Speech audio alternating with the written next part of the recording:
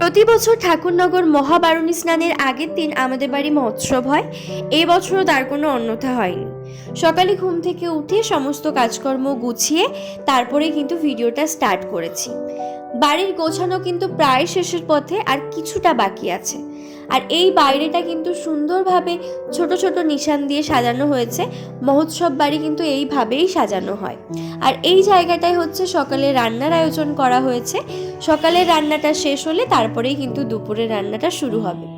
এর মধ্যে দিয়ে এখানে কিন্তু ভোগ দিয়ে পুজো দেওয়া হয়ে গেছে। তার পরপরে কিন্তু দল ঢুকে গেছে বাড়ির সবাই তৈরি দল বরণ করার জন্য।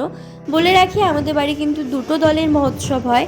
একটা আসে রানাঘাট থেকে, আর একটা কিন্তু আমাদের গ্রামের দল। ঠাকুরনগরে কিন্তু এত বড় মেলার আয়োজনটা করা হয় হরিচাঁদ ঠাকুরের জন্মতিথি উপলক্ষে। এই যে আমাদের বাড়ি এখন দলটা ঢুকছে, এখন হচ্ছে মাতাম হবে, তারপরে কিন্তু গান বাজনা শুরু হবে।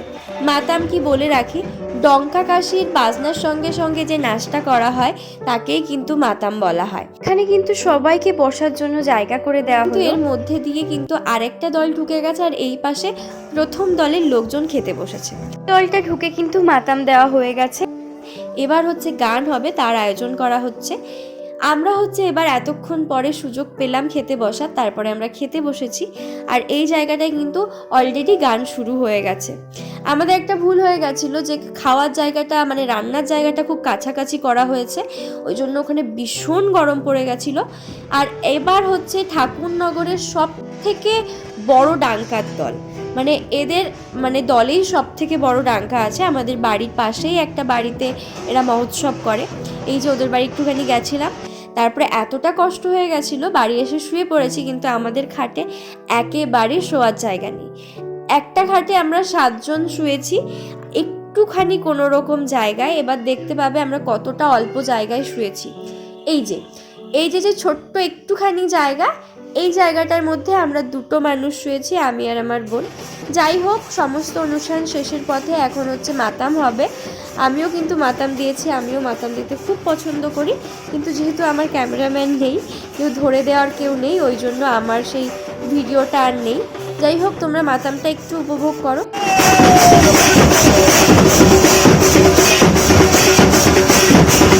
কিন্তু শেষ হয়ে গেছে, আর আমরা একেবারে ঘেমে গেছি, কারণ বিভৎস গরম ছিল। আর যেহেতু এত মানুষের গরমটাই বেশি। এর পরপরই কিন্তু খেতে বসিয়ে দিয়েছে, কারণ ওরা আমাদের বাড়ির থেকে খেয়ে আরেক বাড়ি যাবে মহোৎসব করতে, তারপরে ওখান থেকে যাবে ঠাকুরনগর। ওনারা খাওয়ার পরে কিন্তু আমরা খেতে বসেছিলাম। আমরা অনেকটাই দেরিতে বসেছিলাম, মাঝখানে কোনো ভিডিও ক্লিপ নেওয়া হয়নি। মেনুতে ছিল হচ্ছে ডাল, ভাত, 2 রকমের তরকারি, পায়েস এবং ফল প্রসাদ। যাই হোক, এরপরে কিন্তু ঠাকুরনগরের ব্লগটা আছে। এই ভিডিওটা কেমন লাগলো অবশ্যই কিন্তু জানাতে ভুলো না। ভালো লাগলে একটা লাইক, কমেন্ট আর শেয়ার করে দিও।